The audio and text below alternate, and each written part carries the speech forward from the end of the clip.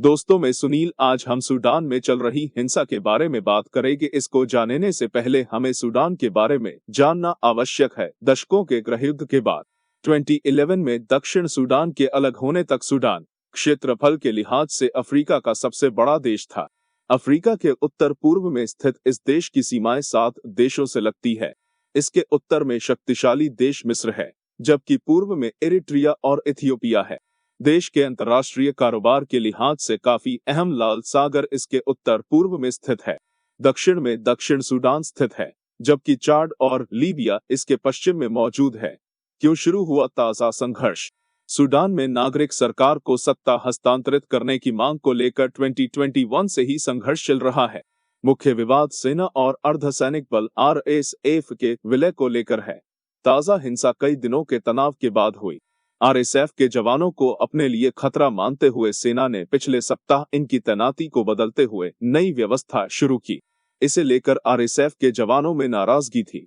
कुछ उम्मीद थी कि बातचीत से समस्या का हल निकल जाएगा, लेकिन ऐसा नहीं हुआ। अक्टूबर 2021 में नागरिकों और सेना की संयुक्त सरकार के तख्तापलट के बाद से ही सेना और अर्धसैनिक बल आमने सामने हैं।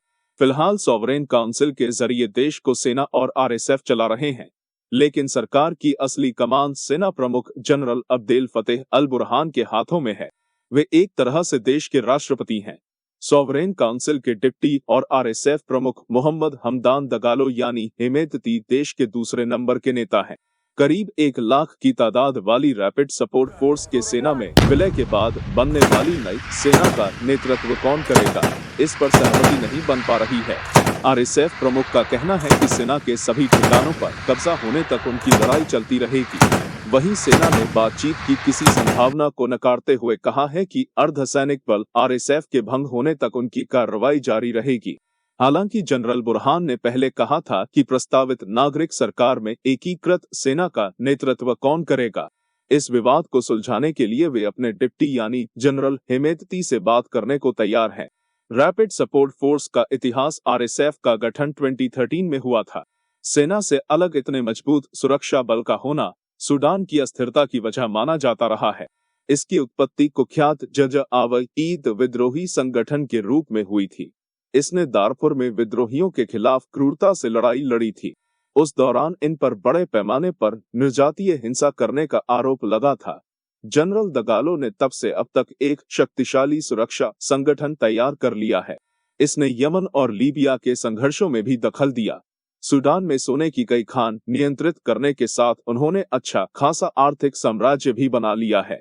RSF पर मानवाधिकारों के हनन का आरोप लगता रहा है। इस बल पर जून 2019 में 120 से अधिक प्रदर्शनकारियों को मारने का आरोप लगा था।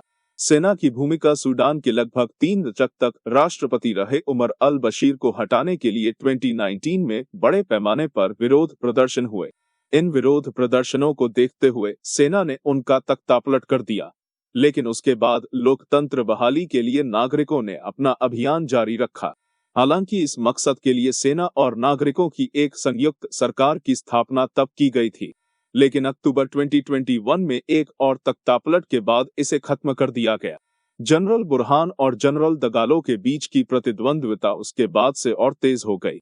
नागरिक शासन की बहाली के लिए दिसंबर 2022 में एक समझौते के मसौदे पर सहमति बनी थी, लेकिन अंतिम तौर पर वो बातचीत विफल हो गई। सूडान के दूसरे नंबर के नेता और RSF प्रमुख मोहम्मद हमदान दगालो क्या चाहते हैं? जनरल दगालो का कहना है कि 2021 का तख्तापलट एक गलती थी। वे खुद और RSF दोनों को देश के कुलीन वर्ग के खिलाफ और आम लोगों के पक्ष में दिखाने की कोशिश करते रहे हैं। हालांकि RSF के खराब ट्रैक रिकॉर्ड को देखते हुए उनके दावों पर यकीन कर पाना मुश्किल लगता है।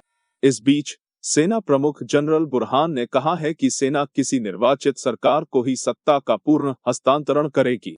ऐसा लगता है कि दोनों जनरल और उनके समर्थक इस बात को लेकर चिंतित हैं कि यदि दोनों अपने पदों से हट गए तो उनके धन और रुतबे का क्या होगा। कैसे फंसे आम नागरिक? भले ही यह संघर्ष देश के रणनीतिक ठिकानों के आसपास होता दिख रहा है, लेकिन यह लड़ाई मुख्यतः शहरी क्षेत्रों तक ही सिमटी है। ऐसे में आम लोग अनजाने में इस लड़ाई के शिकार बन गए। अभी तक ये साफ नहीं है कि RSF के ठिकाने कहाँ हैं। लेकिन ऐसा लगता है कि उनके लड़ाके घनी आबादी वाले इलाकों में चले गए हैं। सूडान की वायु सेना ने 60 लाख से अधिक आबादी वाले खार्तूम में हवाई हमले किए हैं, जिसमें नागरिकों के हताहत होने की आशंका है। हालांकि इस लड़ाई से लोगों को राहत देने के लिए रविवार को दोनों पक्षों के बीच 3 घंटे का एक अल्प युद्ध विराम लागू किया गया था।